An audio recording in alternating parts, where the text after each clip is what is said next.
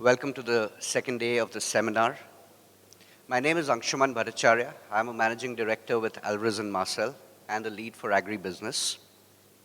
Today we're going to discuss the potential and performance of a breakthrough product in the agri supply chain, which is warehouse receipts and warehouse receipt financing. On the face of it, WHR, as it's more commonly known, has been prevalent through the agri-value chain for a long time in several informal mechanisms. However, in the late 2000s, when WDRA got strengthened, the potential of a formalized mechanism to bring the agri-supply chain under warehouse receipt financing really came into play. It appears that this product is a complete win-win. Lower interest rates for borrowers, quality warehouse for goods, helping banks disburse more against their priority sector lending limits, low default rates, an extremely safe product, easy liquidation of collateral as against hypothecation. And yet, when you look at it, the product has grown to about 40,000 crores in terms of disbursals, but is a very minuscule percentage of the overall agri produce in this country, as well as the agri lending that's happening. So today what we're going to do is, with this context, explore as to what could further drive the penetration of warehouse receipt financing. With me, we have a set of very distinguished panelists. Let me take a moment to introduce them briefly. To my left, Mr. Anil Chaudhary, who's the founder, MD, and CEO of NBHC, a pioneer in this sector and been very active in terms of the developments in this sector. Mr. Michael Andrade, Executive Vice President and Agribusiness Head at HDFC Bank. Mr. Praveen Kulkarni, Deputy Vice President, Agri and Rural Banking, Axis Bank. Mr. Naren Mishra, Head Agri and Inclusive Banking of DCB Bank. And Mr. Nirav Parekh, Vice President, Agribusiness Group of Kotak Mahindra Bank. So, to start this session, what I would request is for Mr. Anil Chaudhary to take the mic and speak about this sector and its potential, how it's evolved, and how he sees the future of this sector. Mr. Chaudhary. Good morning, ladies and gentlemen, and thank you, Anshuman. I have been a banker myself, about 24 years. I have worked with State Bank of India in various capacities, both in India as also in US, in California. And I'm here sitting by chance, because I wanted to be a banker all my life, and this is the way I had made up my mind, but destiny brought me to this sector. I remember in 2006 when I came over in NBHC and started talking to banks. Banks were not very keen, frankly, and State Bank of India being where I was from, so I went to them. It took me almost 6 months and discussion with the MD, the chairman, the DMDs, and various people that this would indeed be a good product. Because as a banker, what I had seen, that we are trained to read the balance sheet, interpret the balance sheet, look at the income tax returns, do some other diligence, but hardly any training on how to value, how to assay the inventory. And in India, bankers are significantly inventory-based lenders, quite unlike the developed world. And that was the challenge always. And I was sharing with Anshuman before the session started that as a field officer in State Bank of India or manager advances, I always used to say when I used to accept a stock statement by a borrower that I'm accepting it in good faith without negligence, not knowing seriously as to what is written there, how to value it. So when we started this journey and we could convince State Bank of India said that, okay, 200 crore we'll do with you and let us see how you progress, whether you are able to perform. And in the given period, we did about 500 crore with them. And they saw our processes, systems, and they got convinced, and now it is history. What Anshuman said rightly is that the penetration started to increase and increased very well. At that point in time, the total WRF in the formal sector would not have been more than few thousand crores. And this, ladies and gentlemen, is one of the oldest product. When State Bank of India became what it is today from Imperial Bank of India, there was a warehouse receipt finance product on 1st of July, 1955. But it never gained ground because of the concerns on quality, quantity, what happens, who maintains, how to exit, etc., etc. So it never got off the ground. What banks were typically doing was a kind of surrogate WRF by fixing limits on cold storages and warehouses, by mortgaging those properties, an equivalent amount, or with some haircuts, fixing some limit, and up to that extent, the WR issued by those cold storages and warehouses were being financed by banks. This is how it started. It was also, it had some history post the new National Agriculture Policy, the commodity future exchanges coming in for the first time, the concept of quality and quantity guarantee came up, and then banks like HDFC, ICICI, and few other banks started to do on a different model through MNC agents or SP agents and third-party collateral managers. What we started to do is to give this confidence to the sector that we will originate the loan for you, we'll originate the borrowers for you, and we'll manage the collateral. And there was always an issue of conflict of interest that if we are bringing a borrower, whether we will be truthful in certifying his produce, valuing his produce, and giving the SR the right valuation. And we proved that we can earn the credibility and the fiduciary trust. Now, this product I have always felt, and I feel very strongly, is something which is best suited for this country. Because this is an inventory, because in India, bankers are typically inventory-based lenders, not knowing the inventory valuation.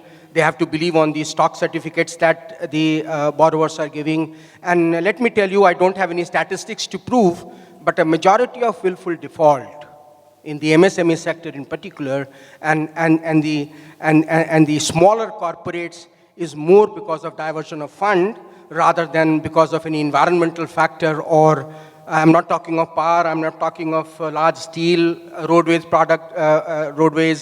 projects, etc. But I'm talking of the plain vanilla manufacturing units where units need working capital advance. So, and we have seen last 2-3 years, last year we have seen March 2016 bank results. Majority of banks have declared loss for the first time in their history, or the highest loss in their history because they had to make inordinately high provisions for their non-performing assets. Only because RBI pushed everybody that you cannot keep postponing the identification of non-performing assets, and they identified very clearly from their books that these need to be provided for, and banks had to provide for, and we are still seeing the spillover. If we saw that spillover in the first quarter, we'll see the spillover in the second quarter. Majority of the banks say that they are not out of woods yet. Now, this product is something where banks get quality and quantity comfort. That's very important. And as banks' risk perception becomes lower and lower, the rate of interest, which also factors in the risk perceived, the rate of interest keeps coming down. Today, banks are typically lending at 10%, 10+%, including collateral management fee, whereas the same borrower, when he goes to borrow under cash credit hypothecation, normal working capital advance, it will be minimum 11.5 to 12.5%. So the borrowers get advantage, gets fund at a lower cost. Banks get advantage because they have the confirmation from a credible collateral manager that the quality and quantity is intact, that the produce has been rightly valued, and the price is being kept informed to the bank so that they remain mark to market. And in the worst case of default, banks, we as collateral manager have helped banks exit, though there have been very few such instances. For us, like we have managed close to about 90,000 crore, banks have lent close to about 62,000 crore. Total impairment for all the reasons together, fire, flood, burglary, inundation, fraud, is less than 20 crore. Now, none of the products in bank, including gold loans, have such low NPAs. And we did not allow banks to suffer. Either we had backup from insurance or we paid from our pocket to ensure that the trust remains in this product. So, as an opening note, and having been a banker and now in this sector of collateral management, I very strongly feel that this product has a long way to go. Now, when we started, we thought that it is only an agriculture credit play. And we keep talking of WRF from the agri-commodity perspective all the time. It gradually graduated into an MSME product. And today we see that banks have left all of that behind, and it has become a commercial credit play. Otherwise, why would a bank for a large corporate with 1,000 crore limit would give 300 crore WHR advance and ask us to manage? Because banks have seen in last 10 years that this was the only asset underlying that remained intact at any point in time. So I believe that the ups and downs that this sector has seen, unfortunately, the product itself was nascent, then the NSCL crisis happened, that took away a lot of credibility that was created in this sector. Then the RBI's priority sector norms kept changing. And as I said yesterday, and with due humility, I repeat that again, that this sector does not need to be isolated and not only need to be patronized basis subsidy or certain safety networks. The country has probably the potential to produce, if not more, at least double the food grain that it is producing today. And India can actually become the food grain hub of the world. Though in agriculture, and this also many of you may be knowing, that agriculture is the only sector from where exports have increased year after year. Will all be amazed to know that. Year after year, agriculture is probably the only sector from where exports have increased. Food grains may not be exported, pulses may not be exported, but therefore there are several other things that the country is exporting in the agri and allied sector, and that is earning India the foreign exchange. So, in a country where agriculture remains a predominant part of the economy, though share to GDP is just about 15-16%, but 50 to 55% people are dependent. And a large part of that 50 and 55% are small and marginal. How do you ensure that they continue to get remunerative prices for what they produce? MSP was one answer, and that has served the purpose to a limited extent. No doubt it has served some purpose. But let us go a line deeper and see that where is MSP really available to farmers? Few states. Which commodities? 2 commodities. So has it really ensured that small and marginal farmers across the country are getting remunerative prices? They are not. Now what, and are they linked to market? They are not. What is that we need to do in the interregnum?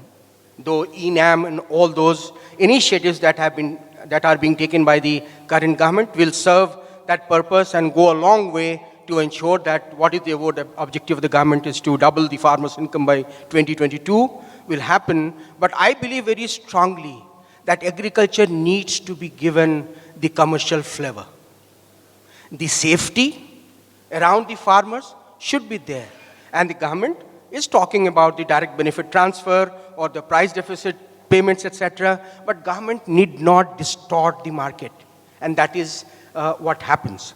And we have seen that the progress that we have been seeing for last 2 years, the statements that are coming out from Niti Aayog or from the economic advisors to the government, that government is moving in the right direction, that remunerative prices does not mean government handling grains, and food and nutrition security does not mean government handling PDS physically. It means that farmers get remunerative price, let them sell at the market price, and if it is lower than the prices decided by the Commission on Agriculture Cost and Prices of the Minister of Agriculture, let him be paid that deficit amount directly into his account.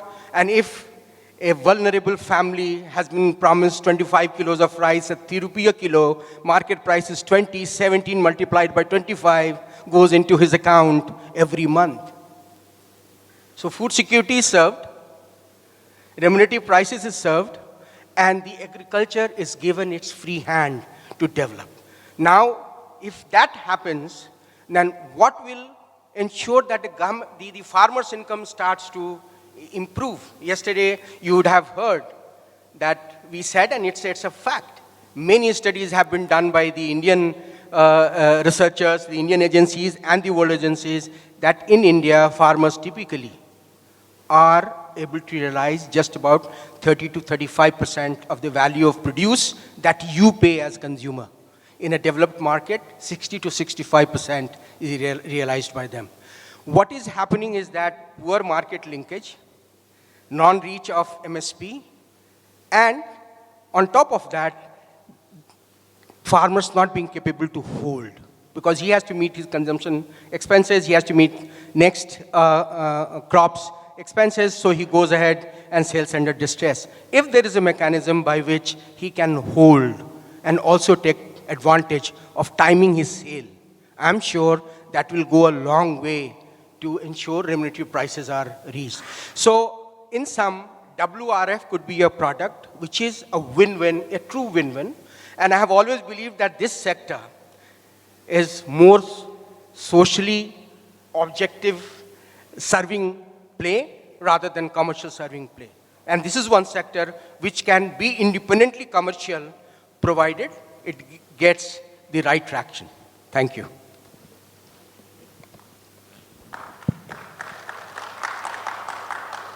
Thank you, Mr. Chaudhary.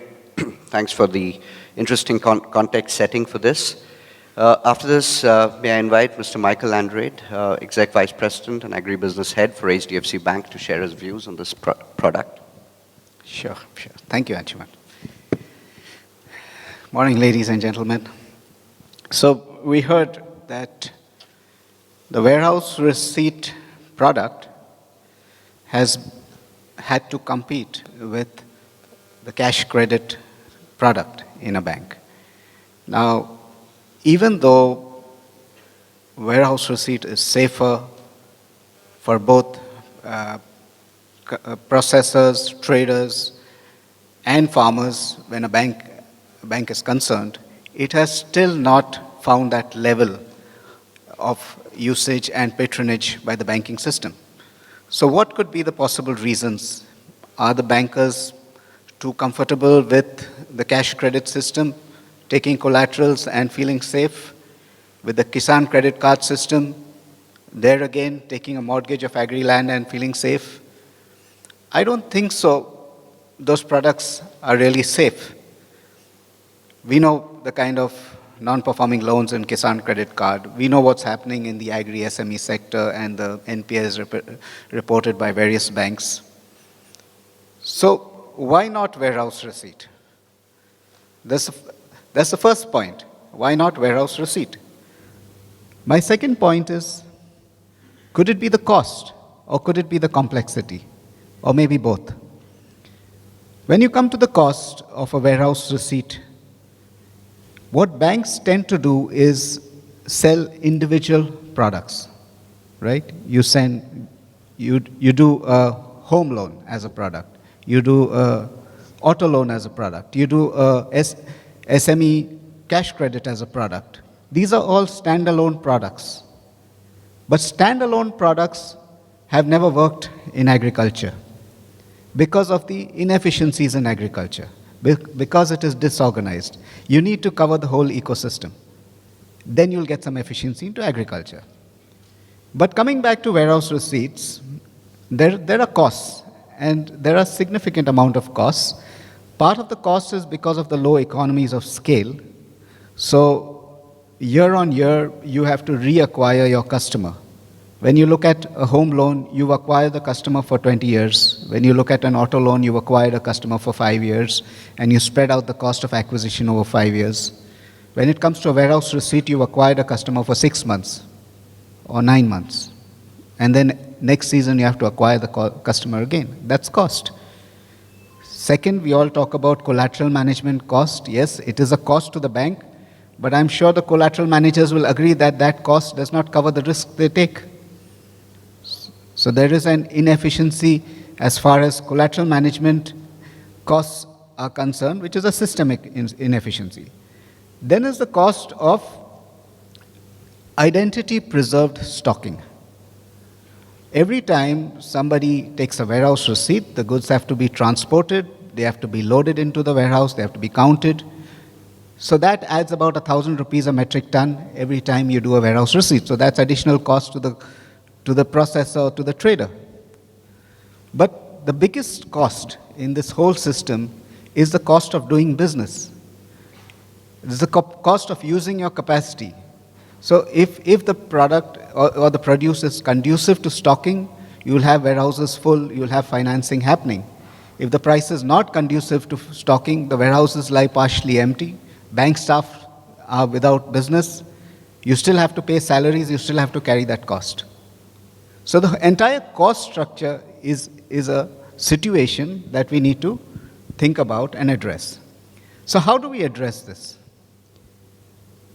Like I said before, we can't look at this as a standalone product. We have to integrate it into the larger supply chain.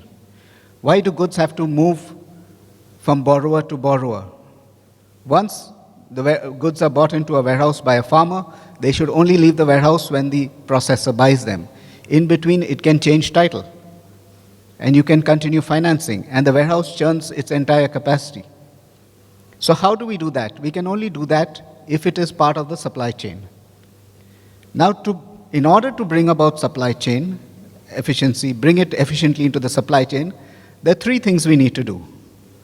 We need to standardize grades, standardized units. Warehouse receipts have to be in standard units, standard grades, maize, 3-4 varieties of maize, so that a buyer who's purchasing that need not have to physically check what is there in the warehouse. We need to digitize these warehouse receipts, right? So that titles can be changed online, just like you today do a mortgage online, you do lien on a share, on a stock, you can do it online. So even warehouse receipts should be online. And the last thing is mechanization. It should be mechanized. We should have facilities outside the warehouse where the farmers can bring their stocks loose, get it weighed, get it graded, sorted, bagged, and stuffed into a warehouse. So once you standardize, once you mechanize, you can digitize. And once you have these three things, you can bring the whole warehousing system into the supply chain, and then it changes the dimension of the product to what happened to loan against securities, loan against shares, loan against mutual funds. In the old days, you had these stock certificates that had to be pledged, and it would take days to get it done. Once you had stocks dematted, loan against shares is done in an instant. Same with gold. The difference between doing a loan against jewelry versus doing digital certificates of gold. Very quick. So these are the things, efficiencies that we need to bring into the product. But then we don't need to think too much about how this is going to happen, because there are many enablers if you look around you. Let's look, for instance, before we used to have this problem, if we do a warehouse receipt for farmers, how do we get them paid?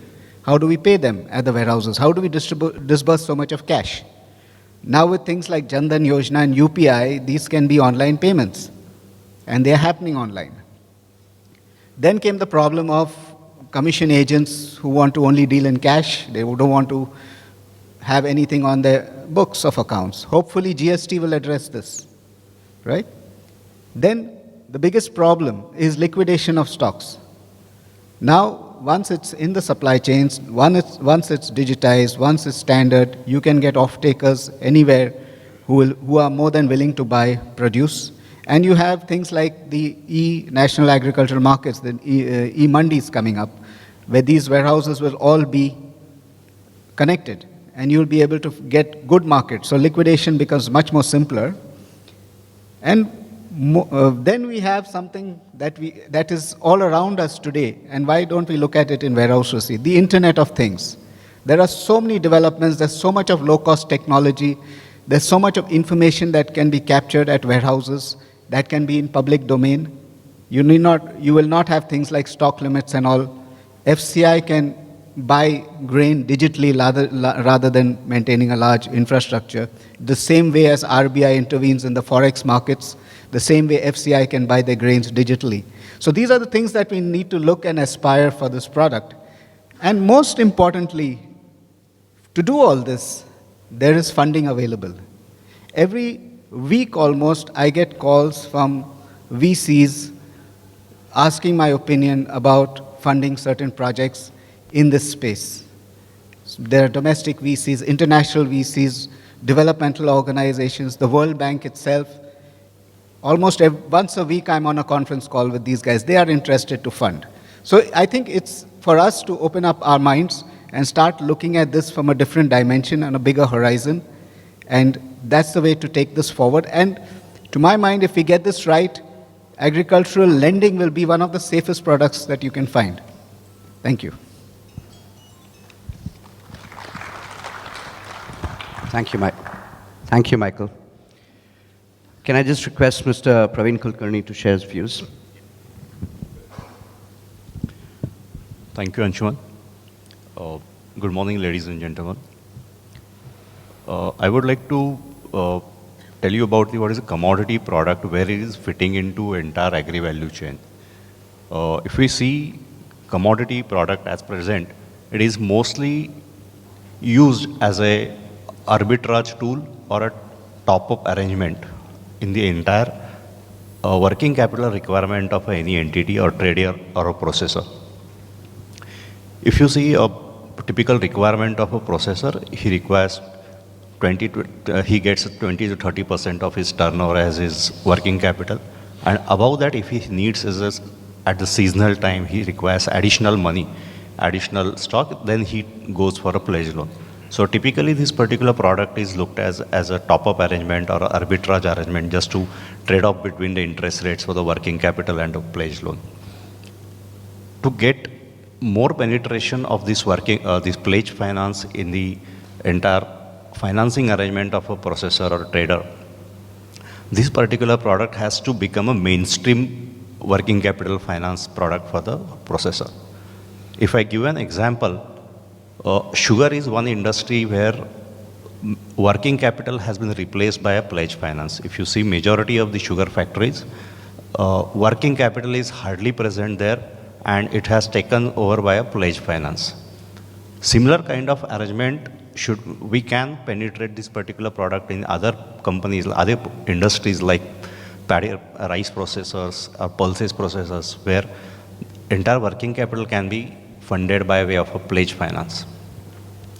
If you see the figures also, it also denotes the same thing. Like 40,000, as Anshuman said, 40,000 crore is the present market size of the warehouse asset finance. And vis-a-vis the agriculture output industry is around 8 lakh crore. So if you see, there is huge scope. But if you see which commodities are there, in 40,000 crore we are present in sugar and paddy, cotton. These are the three commodities which mostly contributes almost 70%. These three commodities are contributing, and 30% are rest other commodities. So there is huge scope in other commodities also. We can penetrate this particular product. That is one part. Second part is regarding as Michael sir said, regarding the standardization of the receipt finance. We were just discussing on that particular topic also, that once this standardized, the procurement agencies can procure through the electronic mode, and the transportation cost and everything will reduce. That will be another platform where bankers can enter into, and bankers can devise certain products for them. If you see the commodity product, again, we can say it's a half product in the entire agri value chain or a trade finance. The processor, the trader has to bring in the commodity at first instance of his own commodity. He has to put in his own money. Then he has to give it to pledge for banks. At the time of release also, he has to pay back first and then sell that particular commodity. So in a way, he has to bring in his money by way of working capital or OD facility of his own first, and then he has to liquidate. So there, it is onus on our on bankers that we should devise a product where the trader community or the processing community would get a solution at in a one product only. So this commodity product can be a part of the entire trade finance, where CC or hypothecation can be replaced with the pledge finance. If you see the internationally, India is a developing country, and there are developed countries where the pledge finance is very predominant, and they are having this pledge finance for last almost 20, 30, 40 years. The entire logistics and trade finance, the commodity finance is part of the transaction-based financing is present. However, in our system, it is more of a balance sheet-based finance, and we are looking this commodity finance as a isolated product. Rather than looking it as an isolated product, we should look at it as an entire trade finance product, wherein the supply side and the procurement side, both the ends should meet with the commodity finance part. Regarding the various issues that bankers are presently facing with the commodity finance, is one major is the cost part. Bankers definitely will have a CC hypothecation, will have a collateral security, and they do leverage on that. But commodity finance has its own positives. Like if we will compare to one example where in a CC account, a hypothecation account goes bad and a commodity account goes bad. CC hypothecation account goes bad, there is hardly any material or hardly any security left as a primary security. We face this problem. However, in case of pledge finance, the stock is intact. The collateral manager is giving us a comfort of quality and quantity. So as Chaudhary sir said, there is hardly any delinquent account, or rather very few accounts where bankers have lost money, but we could recover in those bad accounts also. So this gives a very good positive signal, but simultaneously the small issues that prop up in the commodity monitoring part is a major concern. So as a commodity business person or heading a commodity business in bank, I'm more worried about the small issues that pop up every day rather than the account becoming in bad. So that is one major area. Another issue that we face is the government being they are putting stock holding limits and everything at a sudden stage, and bankers at that point don't have any option but to run around the borrower for asking for liquidation of a particular stock. So these policies needs to be very transparent, and also that bankers' interest should get protected in that case also. So this is from me. We can.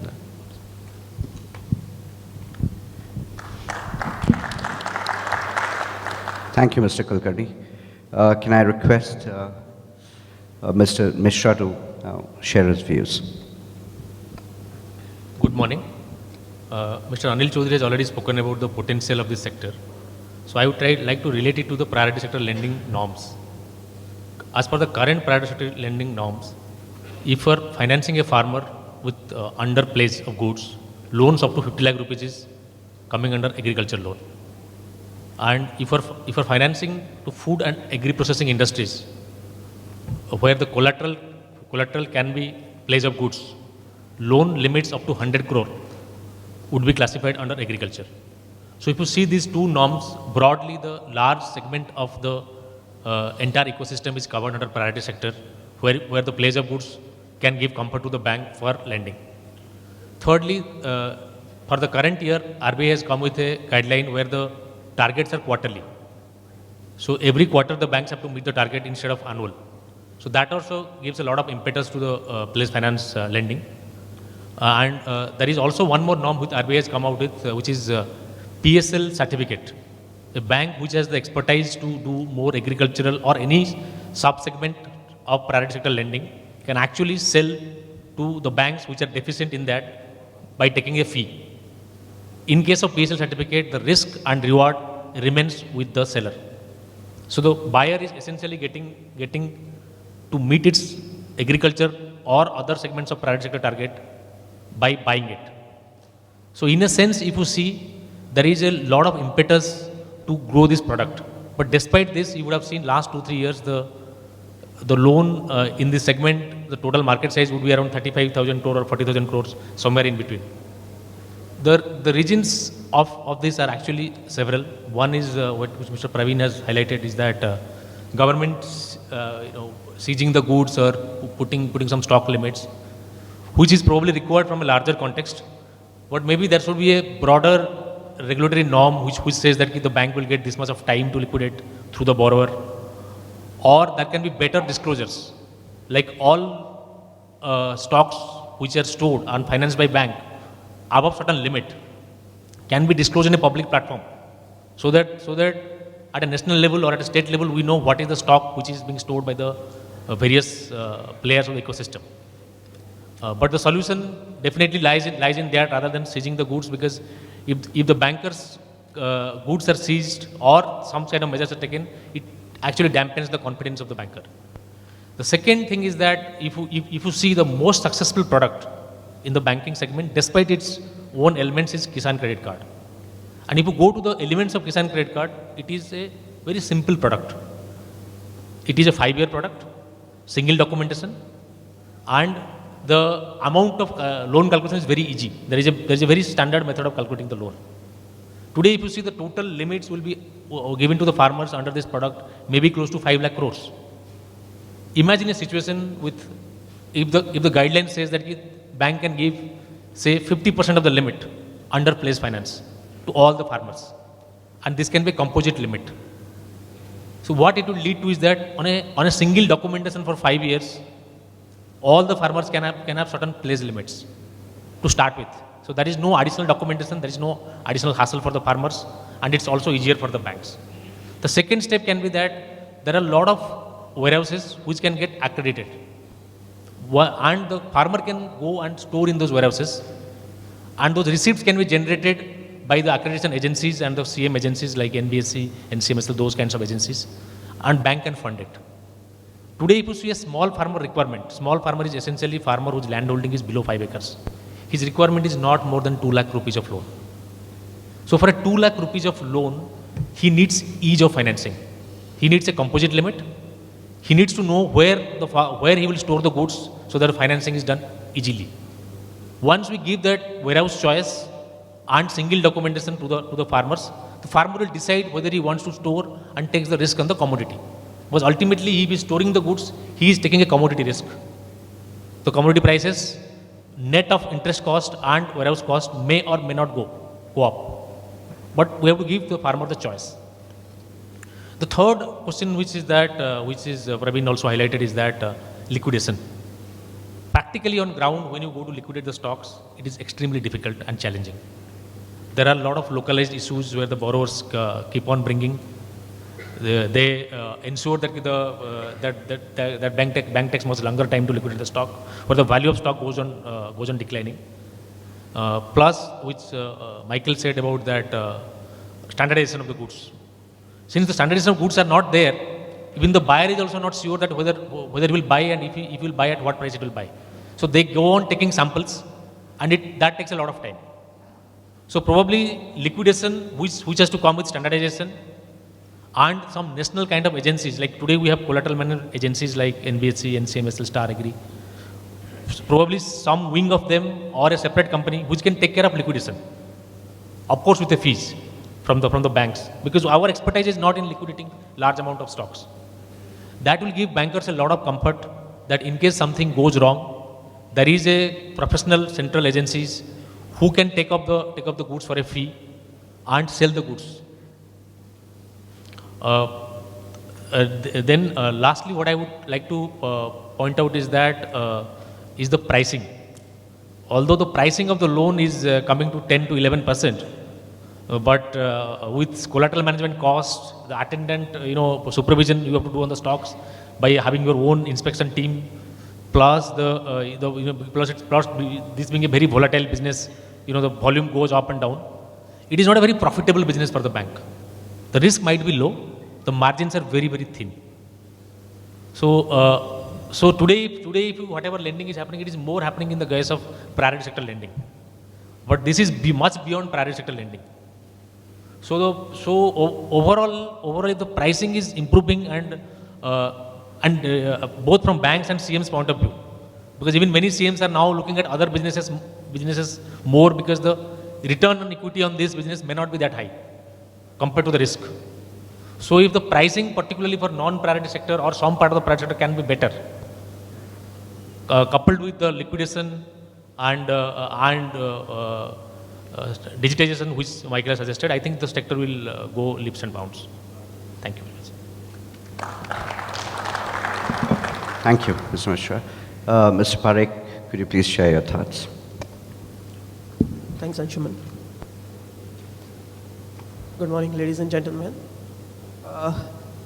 I would ideally like to look at this entire piece into two parts. One is the warehouse receipt business per se, and other as a financer.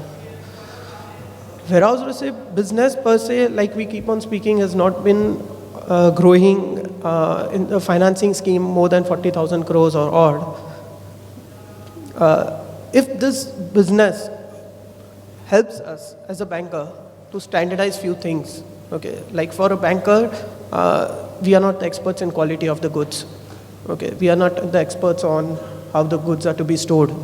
So if the business and the quality and the professional management that is coming in, and all of them gets united and fix up the standards for the goods that have to be stored in a particular fashion and standard and on the qualities of or the parameters for which the valuation can be determined for the goods, and if that can be standardized across the industry, that may be a very helpful proposition for the banker as well as the processors who are storing the goods, because it's a predetermined cost mechanism that they can determine for their goods. From the financing perspective, like they are saying that liquidation obviously continues to be an issue. One of the issue that I would like to highlight is the double financing. Okay, I think we somewhere are very jittery as a banker on the double financing front when it comes to this product. Somewhere there's some sort of feeling prevails that the margin money which is expected by the bankers to be brought in the pledge finance product is substituted by the cash credit component, where the interest of two bankers come together.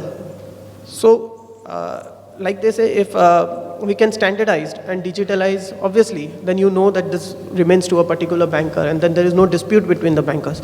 So, like, I mean, if we can have a standardization process on the quality of the goods that are stored in a particular warehouses, obviously, we also like to get standardized between the banks so that the pledge funding product can be kicked off. But yes, the double funding continues to remain a point of concern for the bankers. Another point that was actually brought up in the discussion was on the government seizures, which keeps on happening due to the volatility of the product prices. That is something which surely makes a bank, in a discomfort zone while coming into this type of product. That it attaches a huge risk to the capital that you are deploying on this product, and this is something which is beyond your control to assess the situation. So that's something which needs to be addressed. The another the thing that was there was on speculation and benefit to farmers and the processors. This also needs to be divided to some extent. Because while we see the 40,000 crores of rupees going into this industry from the warehouse receipt finance product, the government in turn becomes jittery when it comes to the speculation type of thing. So I think if we can manage this piece, this product has a place to grow. Obviously, the cost and all that parameter continues to remain. The industry is big, the agri exposures, everyone wants to be part of this agri-business. Like Anil sir was saying that this is going to be one of the biggest business, is the biggest business in the country in terms of export remuneration and everything. The processing houses are increasing, we are adding a lot of warehouses, a lot of cold storages. So everyone wants to be in the business, but there is a certain amount of risk that needs to be addressed. I'd like to hand over to Anshuman. Thanks. Thank you, Neeraj. Thanks, everyone, for very interesting insights. We have a pretty strong representation from the banks. So my first question is actually going to be to Mr. Chaudhary. One of the points or the central themes that have emerged are around transparency, standardization, efficiency, and the fact that a lot of this demand for credit is driven by an underlying arbitrage opportunity. What I'd like to ask you, Mr. Chaudhary, is what are the technology-related investments that are happening in this sector, in your company, and what are you foreseeing in terms of the future of, let's say, the larger gamut of post-harvest solutions and how technology could bring in some level of standardization and transparency? The next differentiator after this product has stabilized and fair amount of expectation setting has been done would be technology. And we at NBHC are investing big time in technology in many ways. One is to ensure that all our backend gets completely digitized. The target is that from the current Kharif season, papers won't move from warehouse to the head office or to the cluster office. Everything will be digitally done. Now, it will also help us in delivering faster to our clients. Now, all of us know, and the bankers here would subscribe to this, that the biggest risk that you run in this business is the collusion that can happen between your person on the last mile and the borrower, the depositor, who can entice your person and get a wrong certification on valuation or on commodity and thereby jeopardizing the security interest of the bank and that of the collateral manager.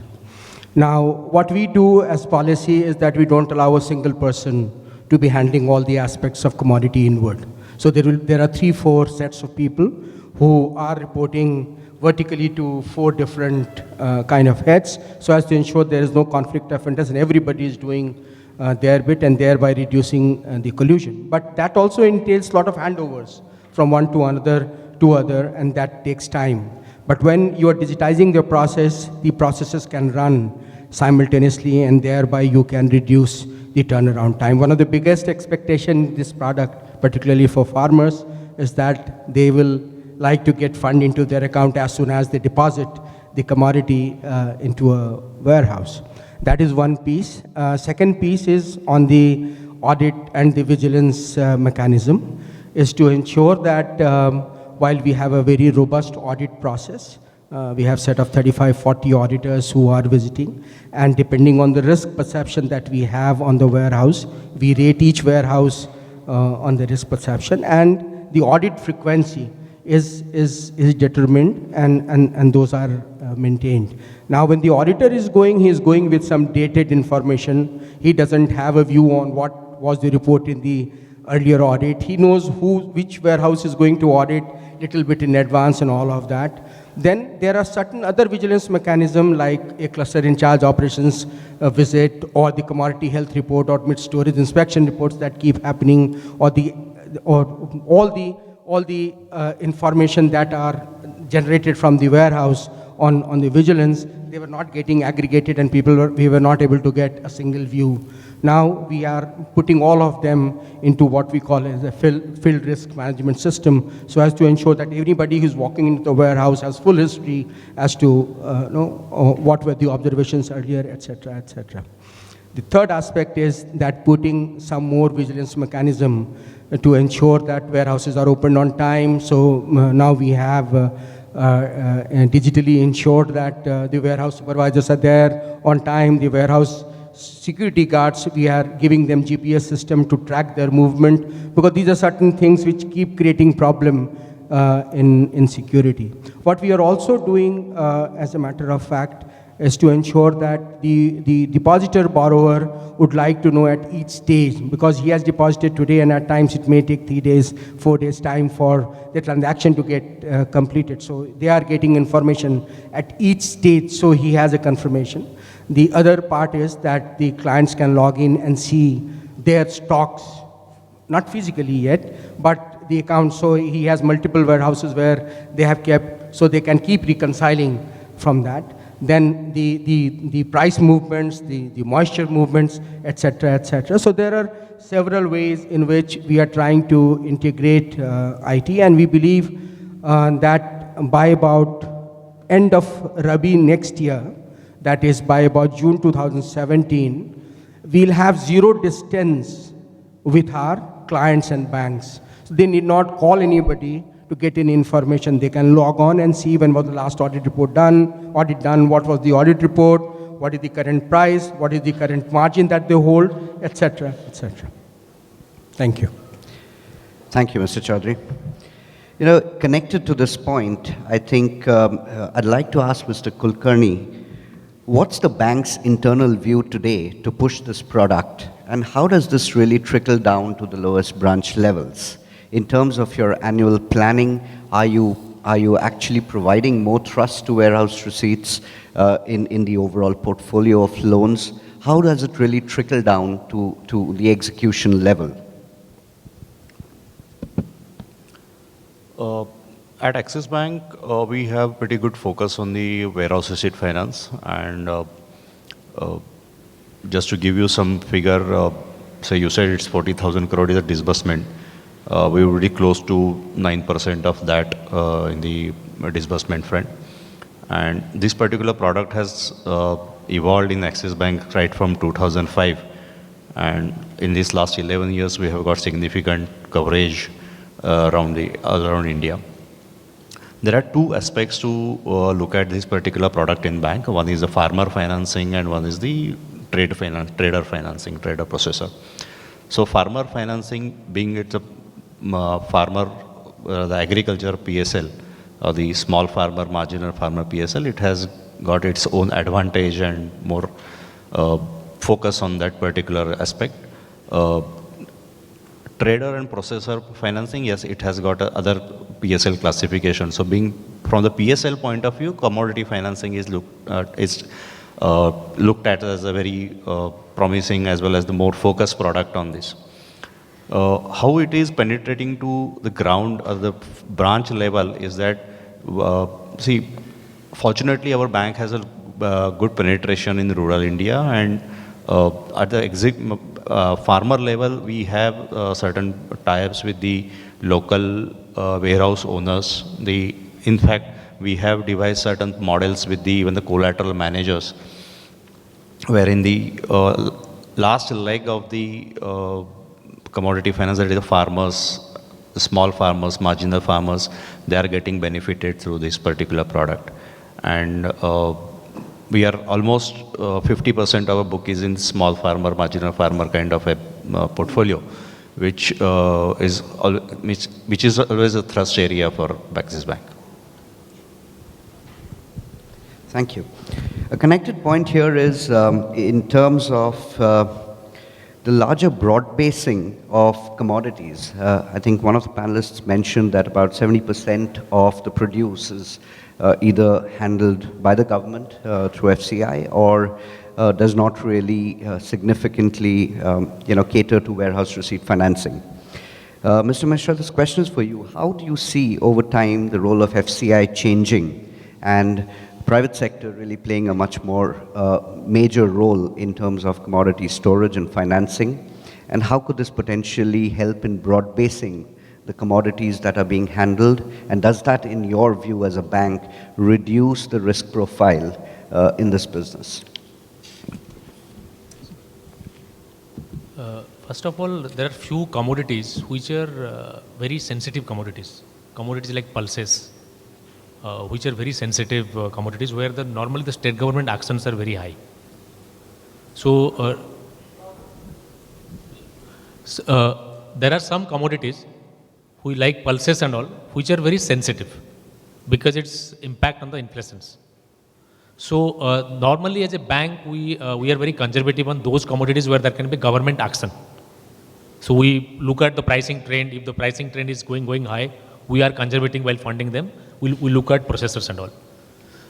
So those are basically essential commodities. Coming back to FCI today procures the large of the bulk commodities. Today if you see the paddy and wheat, it is actually procured by the government agencies. Over a period of time, as Mr. Anil Chaudhary pointed out, is that government is also looking at that to directly transfer the funds. If you see that today most of the farmers, almost all of them have actually Jan Dhan account in some bank or other, majority of them. So now the future way forward is that whatever subsidies government wants to give, it will gradually go in a direct benefit transfer mode. So just to put it very simply, supposing there is a subsidy which is given to the farmer in the form of MSP. Because the market price is lower, government is giving a higher price than the market. So the differences between the MSP and this market price can actually go into the accounts of the farmers. That will happen with bank accounts already got opened and also digitization of the land holding. Once you have digitization of the land holding, from satellite images, broadly you can know what is the crop grown by the farmer. Based on that, the subsidy can directly go to their account. Second thing which is coming to that, who are the beneficiaries? The beneficiaries are PDS beneficiaries. Basically people who are below BPL and all. So every state has a list which is the BPL list. Now once they have account, whatever subsidies which are supposed to be given to them, depending on the amount of kgs of grains which the government wants to give, that can directly go to their account. So if both these things are happening over a period of time, the government intervention on the commodities will be minimal. So there will be more private sector coming into storing the goods, because those people who are going to get the benefits that they are getting directly, basically the farmers, those people who are going to get the benefits of a lower grain price, they are going to also get in the account because they belong to BPL. Once that happens over a period of time, this entire commodity sector will be free of any intervention. So both the warehousing investments will be furthermore, the stockings and everything will be furthermore. And once the warehousing investment and stocking is better, there will be trickle-down effect. The farmer will definitely get a better price. Like, just to give a very simplistic example, all of you would have seen the pulse production this year has been one of the highest. Probably the highest ever we had. In fact, the world pulse prices is getting impacted of our production, because we are the largest producer and consumer of pulses. It is just because the government announced a very attractive MSP. And at the time of announcement, the price of pulses was very high. So farmers are very intelligent. If they know that the pricing is going to be remunerative because of competition, because of better warehousing, they will definitely produce more. So I think it will impact both productivity in positive sense. It will also impact warehouse receipt finance, because banks will be taking much lesser risk. And also warehousing, because if there is more potential for finance, there will be more warehousing. So going forward, as FCI moves more towards a digital mechanism of distributing subsidies, you foresee that the warehouse receipt product would be more broad-based on various commodities. Also, a related question, and this is to Mr. Parekh, is given the fact that the fortunes of this business, the returns, the risks are related to the commodity and its behavior, is there a larger mindset change that is required from the bank's perspective to build more confidence in a product which is related to commodity pricing? See, from the banker's perspective, any product with a good remuneration and a good spread is always welcome. Okay, so, and there's a huge market for this product. Bankers have been working on this product for a long time now, so the expertise also to some extent has been built in.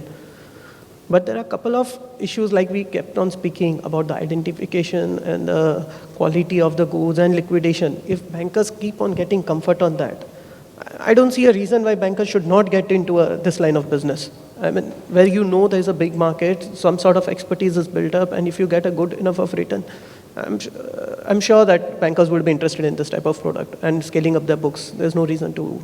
Sure. The question was more around handling or being confident about hard collateral versus a more dynamic collateral where there are price fluctuations and other risks that are perceived.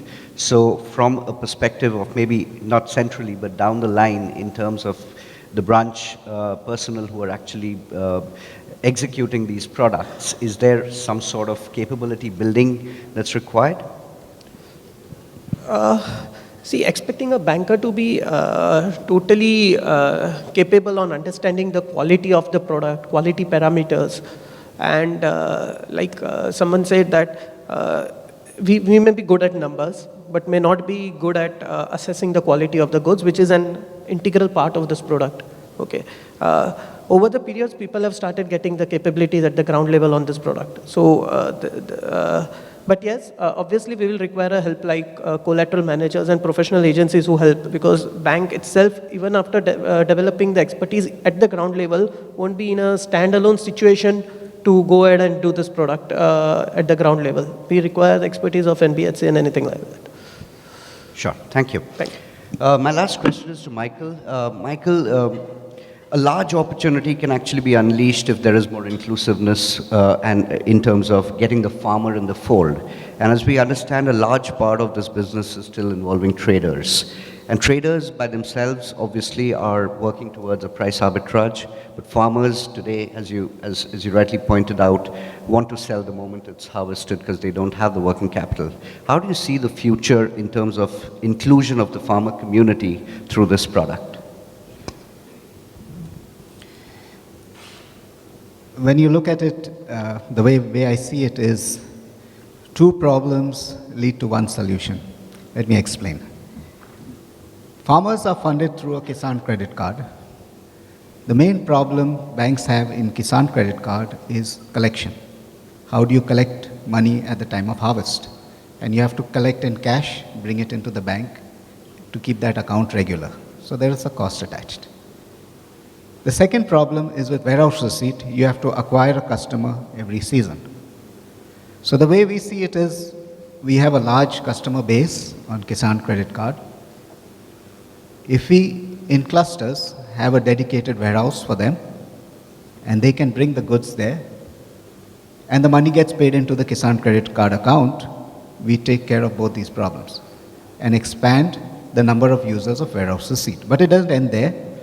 The next stage is to link these warehouses to buyers, which would be our large trader customers or companies that are interested in this produce, who can quote on a regular basis for these commodities that are stocked there, and the farmers may even sell after 3 days, 3 months, 2 weeks, and the warehouse receipt will then transfer to the trader's title. And that way we take care of expanding the base and giving the trader a genuine credit. So this is one way we can broad base it. That's the first stage. The second stage is a value-added service that will come in by way of grading, sorting at the warehouse. So the farmers need not purchase bags, need not have to wait in queue outside mandis. They just bring it, dump it there, it gets graded, sorted, bagged, and the traders within 2 or 3 seasons will know the genuineness of the quality in those warehouses. They probably will pay a premium of ₹1 or 2 for those produce. This is what we hope. And that eventually should lead to the third phase, which is it's making it totally mechanized and doing away with identity preserved stocking, and just sucking the grades into the bins of the right quality and just stuffing a container through suction and moving into total mechanization maybe 3 years down the line. So that's the way we will broad base this industry, using the existing infrastructure, using the existing client base, and I think that will give a lot of momentum to the industry. These are our views, these are my thoughts on how on the easiest way to take this forward. Thank you. Thanks, Michael. Hope you found these insights useful. We'll now open the house for questions.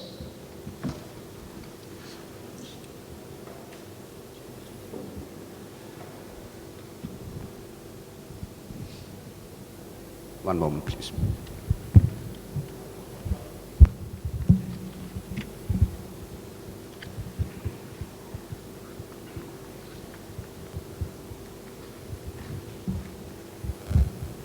Hello. My questions to Mr. Praveen Kulkarni and Mr. Narendra Nath. Both have correctly pointed out that stock limit in between, imposition of stock limit in between funding duration, that is one issue. And second thing, the margin in farmer funding is very less. So I have 2-3 questions. Question number 1 is, what are the steps banks are taking as an initiative to promote FPOs? Because if the thin margin because of the volumes of single farmer is there, then if it is a FPO, then obviously it will increase the volumes. So your business margin will also increase. And secondly, if FPOs are out of purview of stock limits, then that issue will be get also solved. So what steps banks are taking to promote the FPOs?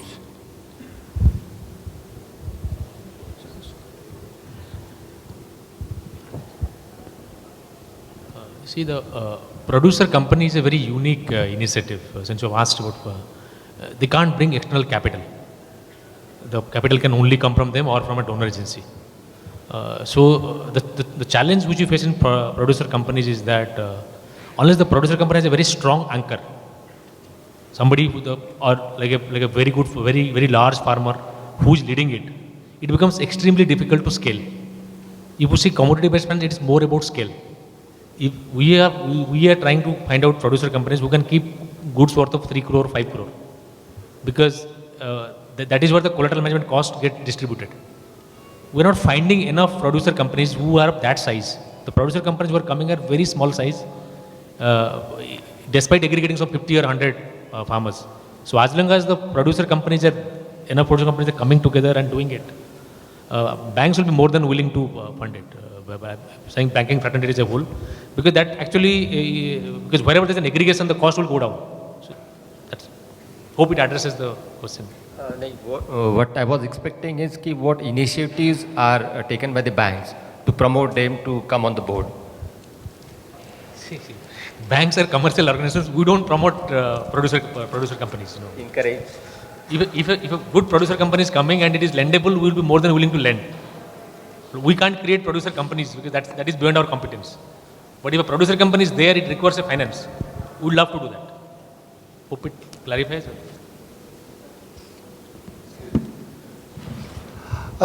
Good morning. Mr. Bhattacharya, there is a question prima facie to Mr. Chaudhary, touching Mr. Michael a little bit. Chaudhary sir, you just told me, rather the House, that India is expected to be food grain hub in the world in the near future. Extremely good. Can you please elaborate it? Because, particularly in the backdrop of so many pros and cons. For instance, our agriculture is primarily weather-based. If there is a less rainfall, there is a tremendous hue and cry, drought, and the states are running to the center for help. And if there is an excessive rain, half of the country is flooded. Could you please explain? And particularly when Mr. Michael was telling, there are a little bit of inefficiency in agriculture. How do you, bridge the gap between the two to come up to the prestigious rostrum in the world?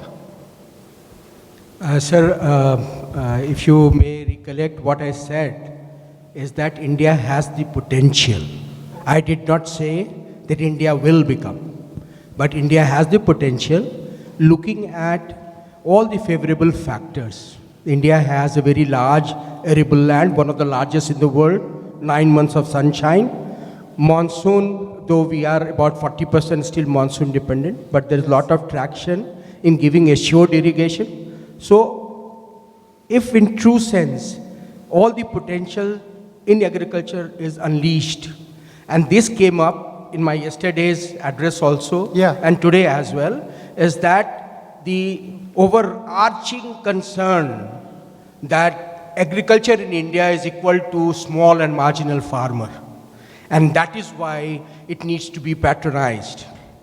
Unless that sense goes and the commercial bent into agriculture comes, that you continue to provide the safety network, as we have said, keep giving remunerative prices by cash, keep providing below poverty line people food grain through cash and not handle the commodity itself, let commodity market play on its own. I am more than sure that there will be enough investments that we will see to make India the true food grain hub in the world. Very inspiring, no doubt. Thank you so much. Let's hope for the best. There are two separate aspects over here. What we are discussing about warehouse receipt is market efficiency for the farmers post cultivation. So assuming that the produce is grown, how does he get to the market efficiently and get the right price? That is what the warehousing system will do for a farmer, where today he gets below 25% of what the consumer pays. Price discovery, price efficiency, and an efficient warehousing system will help him get to 40-50% of that. The other aspects related to rain, climate, these relate to the production risk at the farmer end, and there are other things that are happening related to that. One of the developments is precision farming, where the bigger problem than rain and flood is the variation in temperature that creates conducivity for pest attacks. And then you have farmers who don't know how to address that. So there are things like precision farming, there are things like better insurance, there's better surveillance, there's satellite surveillance. All these things are being played out right now at a pilot stage, and they will become mainstream as we go along. At this point in time, I think for this panel, we are talking mainly about market risk. Hi, good morning. I'm Saurabh from NBHC. My question is to the bankers gathering over here. Leaving apart the PSU banks, but my question is specifically to private sector banks. We, as a collateral managers, are often being, asked for reduction in our costs, and there are various factors involved. But if we are talking of cost reduction in our end, is there any step, or I would say, which the banks together are taking in bringing homogeneity in terms of asking certain set parameters on quality, certain systems which are homogeneous amongst all, so that when we are integrating our system to the bank system, we can also reduce our cost and in turn pass that to the banks in acquisition of this business, first thing.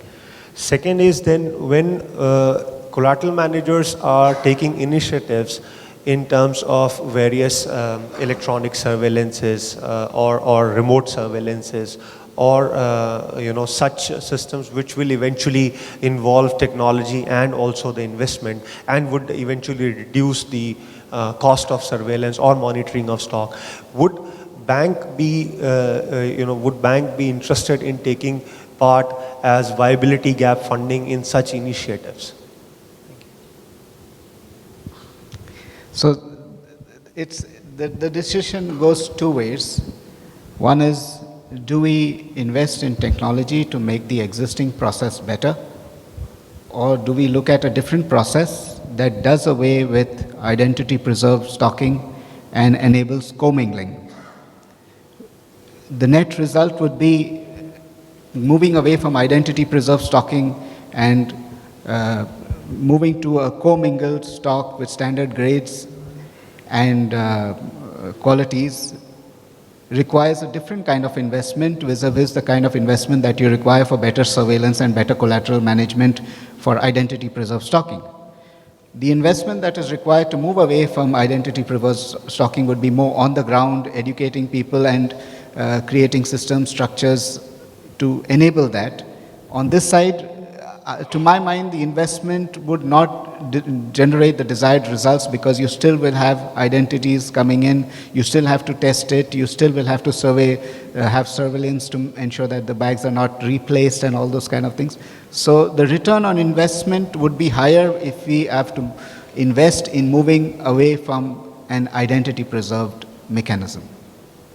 Identity preserved mechanism is basically where the same bags you put in are the same bags you take out as a borrower or as a depositor.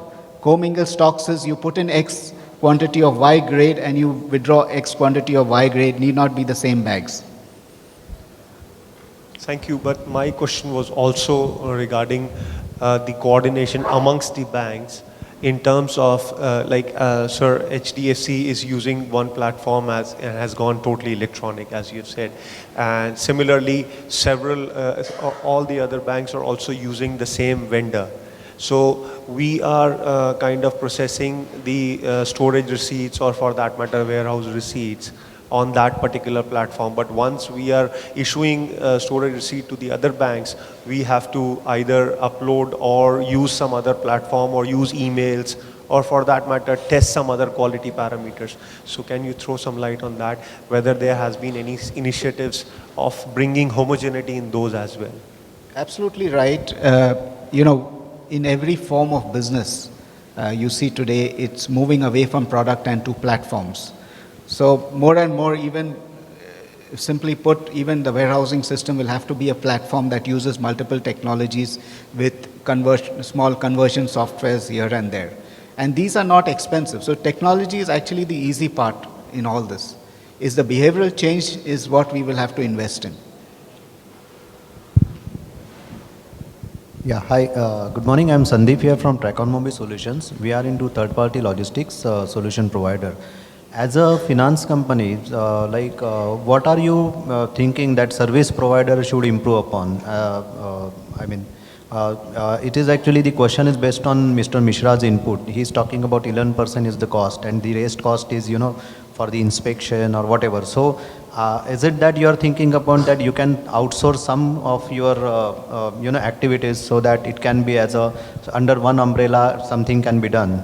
So what are you thinking on those lines?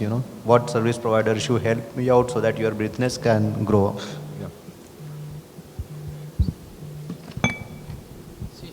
First of all, we have already outsourced the collateral management. See, bank is not allowed to outsource any credit functions. So our credit decision making has to be in-house only. The only function which we are doing today is that, which can be outsourced, is that where actually most of the banks have actually their in-house inspection team. Like a small team, depending on the kind of volume each bank has. That team goes every quarterly and does the inspection. So this has been done most of the banks, because the risk department has been talking about, although the same agency is having its own control mechanism, you should have some internal control mechanism. So barring that, if you see, almost all the activities are already outsourced. So credit cannot be outsourced, and this internal audit which we are doing, most banks are doing quarterly, I suppose. So that cannot be also outsourced, because that's an internal risk mechanism. So barring that, there is no other activity which can be outsourced further. Okay. Hello. We have time for just one more question. Hello, sir. Here, this is Sushil Patil from Sea Pride Exports Private Limited.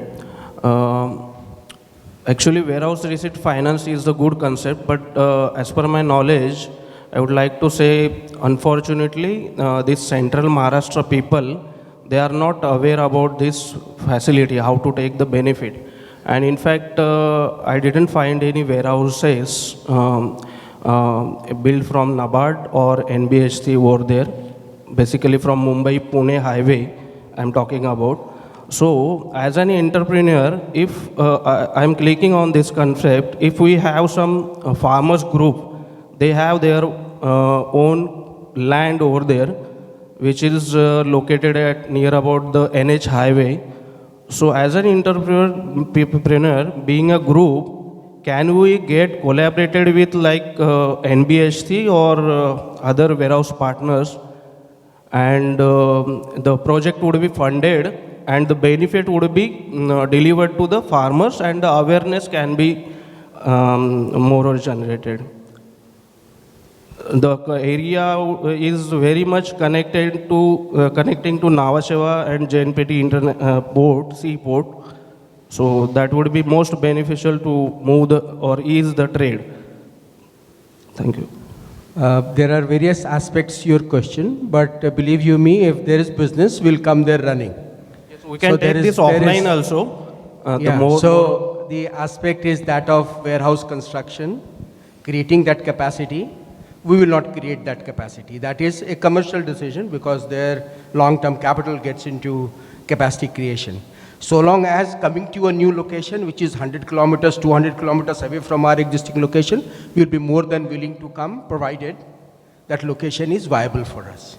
Because kindly also see that there is a specific threshold level.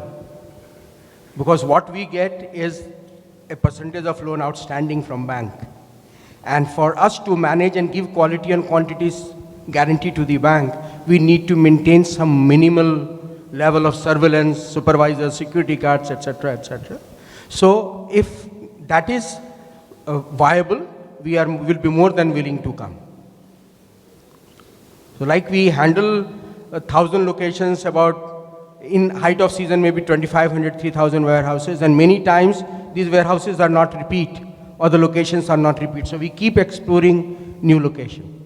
One, and second is also, I don't know what the produce of the farmers in your area is, they should be semi-perishable, means we are not in fruits and vegetables. No, it's grains. Rice cultivation is more or from Raigad district, you know, but the commodity is not warehoused anywhere.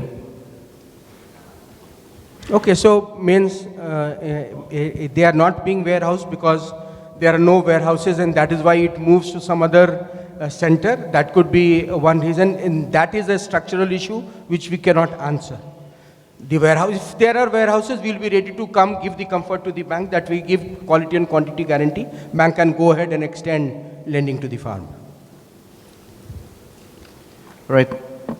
Hello, myself Rakesh Garg. Sir, I have two questions. Both are to the bankers, any bankers.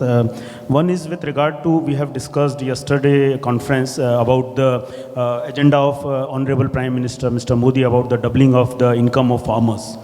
So, but in, I think WHR funding is the path, or I think way to get the path for that. I think by the farmers can get benefit, actual benefit of hike of the prices, which in my opinion, or the study if you do on the internet, still the actual benefit of this PSL or farmers funding is not reaching up to the ground level. So what bank, because bank is at present, I think just taking some papers, 712 or other land papers and just completing the formalities. But I think banks can do more to complete this aim of Mr. Modi.